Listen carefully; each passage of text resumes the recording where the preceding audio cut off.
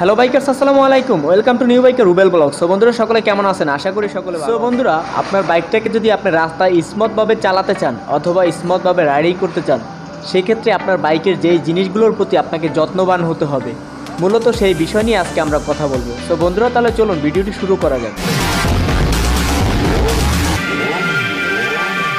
So বন্ধুরা, প্রথমত আপনারা যে জিনিসটার প্রতি খেয়াল রাখবেন, আপনার বাইকের চেইন।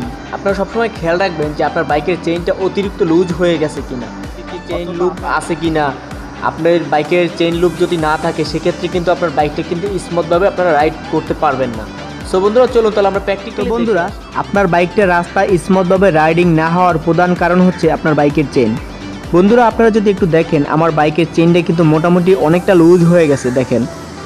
তারপরে এখানে যে চেইন লুপটা দেওয়া থাকে, যে অয়েলটা যে দেওয়া থাকে, ওই অয়েলটাও কিন্তু নেই এখানে, পুরোপুরি একদম শুকিয়ে গেছে, যার ফলে কিন্তু আমার বাইকটা কিন্তু ভালো স্মুথভাবে রাইডিং হচ্ছে না। সো বন্ধুরা, আজকে আমরা এই বাইকের চেইনটাকে ওয়াশ করব। ওয়াশ করে তারপর আমরা চেইন লুপ দিয়ে দেবো। তারপরে যে দ্বিতীয় যে বিষয়টা আছে, দ্বিতীয় বিষয়টা নিয়েও আপনাদের সাথে কথা বলবো। সো বন্ধুরা, চলুন প্রথমত আমরা চেইনটাকে ওয়াশ করে তারপরে চেইনটাকে লুপ করে। আপনারা যখন আপনার বাইকের চেইনটাকে পরিষ্কার করবেন, তখন চাইলে আপনারা বাইকটাকে স্টার্ট করে 1 নম্বর গিয়ারে ফেলে তারপর আপনারা কাজটা করতে পারেন। তবে সেক্ষেত্রে আপনাদেরকে সাবধানতা অবলম্বন করতে হবে। তো বন্ধুরা, এখন আমরা চেইনটাকে পরিষ্কার করব। পরিষ্কার করার জন্য আমরা নিয়ে নিচ্ছি এখানে একটা ব্রাশ। চেইন পরিষ্কার করার জন্য আলাদা একটা ব্রাশ কিনতে পাওয়া যায়। সো ওই ব্রাশটা আমরা নিলাম না, আমরা এই ব্রাশটা দিয়ে মূলত আজকে পরিষ্কার করব। আর আপনারা চাইলে ওরকম একটা ব্রাশ নিয়ে নিতে পারেন। আর এখানে দেখতে পাচ্ছেন ক্রাশিন আছে, স্প্রে গান। তো মূলত এই দুইটা জিনিস দিয়ে আজকে আমরা চেইনটাকে পরিষ্কার করব।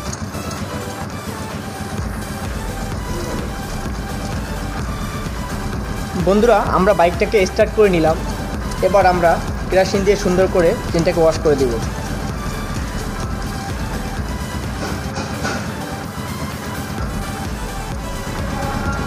বন্ধুরা, একটা বিষয় অবশ্যই আপনারা খেয়াল রাখবেন, বাইকটা স্টার্ট করে যখন আপনারা চেইনটাকে ক্লিন করবেন, তখন কিন্তু আপনারা অবশ্যই অতি সাবধানতার সাথে কাজটি করতে হবে। এখানে যদি আপনার হাত চলে যায়, তাহলে কিন্তু আপনার বড় ধরনের একটি অ্যাক্সিডেন্ট হয়ে যাবে।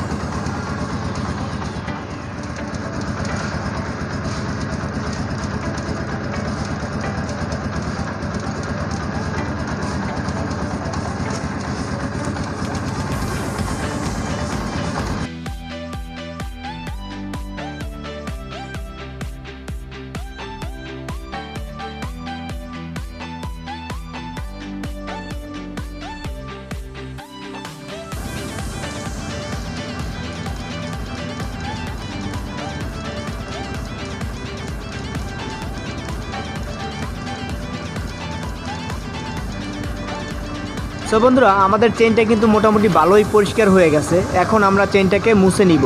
মোছার পরে আমরা চেইনে লুপ দেখতে পাচ্ছেন, চেইনটা কিন্তু ভালো পরিষ্কার হয়ে গেছে। এখন আমরা এখানে লুপ দিয়ে দিব।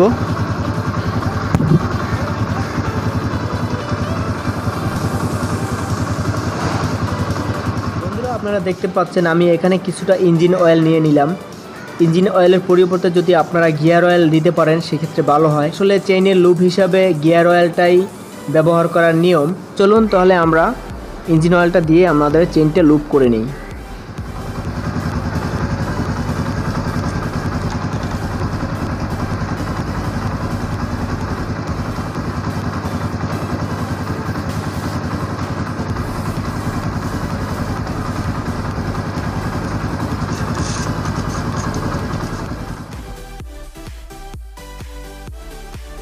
বন্ধুরা, আমাদের চেইন লুপ করা শেষ। দ্বিতীয় যে বিষয়টা হচ্ছে বাইকের যে স্পার্ক প্লাগ থাকে, প্লাগের মাথা অনেক সময় দেখা যায় ভিজে যাওয়ার ফলে অনেক সময় ঠিক মতন অ্যাক্সেলারেশন হয় না, মানে ঠিক মতন পিক আপ হয় না, যার ফলে কিন্তু স্মুথভাবে বাইকটা চলে না। একটু প্লাগটাকে যদি একটু পরিষ্কার করে নেন, সেক্ষেত্রে কিন্তু আপনাদের বাইকটা কিন্তু স্মুথভাবে রাইডিং করতে পারবেন রাস্তায়।